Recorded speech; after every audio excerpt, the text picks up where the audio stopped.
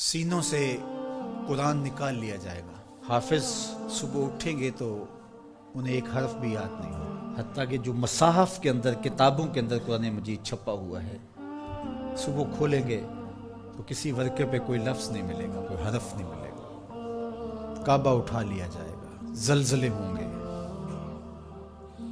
اللہ کا قہر و غضب ہوگا، خسف ہوگا، مسخ ہوگا، زمین میں لوگ دھنسا دیے جائیں گے، سورج مغرب سے طلوع ہوگا، دجال کا ظہور، ساری علامات اشراط الساعہ آپ سنتے ہیں. لیکن اس سے قبل اللہ تعالیٰ جل شانہ نے تنبیہات رکھی ہے. وہ عذاب ہی، لیکن عذاب استیصال کے معنی میں نہیں ہے. وہ جھنجھوڑنے کے لیے چھوٹے عذاب اللہ تعالیٰ لوگوں پر بھیجتا رہے گا تاکہ لوگ غافل نہ ہوں. ارشاد فرمایا قل هو القادر علی ان یبعث علیکم عذابا من فوقکم. اے حبیب آپ فرما دیجئے اللہ اس بات پہ قادر ہے کہ وہ تمہارے اوپر سے عذاب بھیجے، آسمان سے پتھر اترے، آسمان سے اللہ کے عذاب نازل ہوں، کڑکتی بجلیاں اور کڑک ان کو آلے، جس تمازی میں ہوا. وہ اس بات پہ اب بھی قادر ہے. جب یہاں تک آیت نازل ہوئی تو حضور نے کہا اعوذ بوجہک، اللہ تیری پناہ چاہتا ہوں. پھر اس کے بعد یہ کلمات نازل ہوئے او من تحت ارجلکم، یا تمہارے نیچے سے وہ عذاب پیدا کر دے، زلزلے آئیں، طوفان آئے اور تم مٹا دیے جاؤ.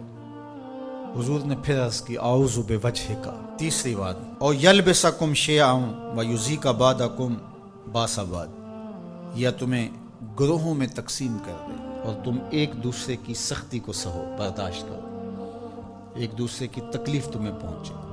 تو حضور نے فرمایا ھذہ اہون یا ھذا ایسر، یہ آسان ہے. وہ تین طرح کے عذاب ہیں جو اس آیت کریمہ میں ذکر کیے گئے. آسمان سے عذاب نازل ہو یا تمہارے نیچے سے وہ عذاب پیدا کر دے. اور تیسرا یہ ہے کہ تم تشتت و افتراق میں مبتلا ہو جاؤ، خانہ جنگیاں لگ جائیں، تم ایک دوسرے کو تکلیف پہنچانے کے درپے ہو جاؤ. یہ تیسری قسم کا عذاب ہے.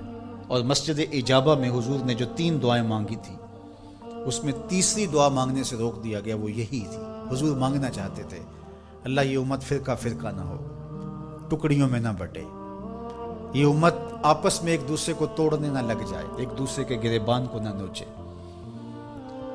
لیکن حضور کو منع کر دیا گیا کہ یہ ہوگا جب بدکاریاں ہوں گی، جب گناہ ہوں گے تو اللہ جل شانہ اس کے بدلے میں ان پر جو چھوٹا عذاب مسلط کرے گا، جو ان بڑے عذابوں کے مقابلے میں چھوٹا ہے. علماء نے لکھا ہے، الزواجر میں بحث کی ہے صاحب زواجر نے کہ جو گناہ کو صغیرہ یا کبیرہ کہا جاتا ہے وہ بڑے کی نسبت سے صغیرہ کہا جاتا ہے. چھوٹا گناہ اس لیے کہا جاتا ہے کہ وہ بڑے سے چھوٹا ہوتا ہے، ورنہ جو چیز اللہ کو ناراض کر دے وہ چھوٹی نہیں ہوتی، گناہ بڑا ہی ہوتا ہے. جو اللہ کی ناراضگی کا سبب ہو وہ چھوٹی چیز نہیں ہے، وہ بڑی چیز ہے. تو جو گناہ صغیرہ کہا جاتا ہے تو اس کا مطلب یہ ہے کہ بڑے کی نسبت سے چھوٹا ہے. تو جو چھوٹا عذاب کہا گیا تو چھوٹے عذاب سے مراد جو بڑے کی نسبت کم درجے کا ہے.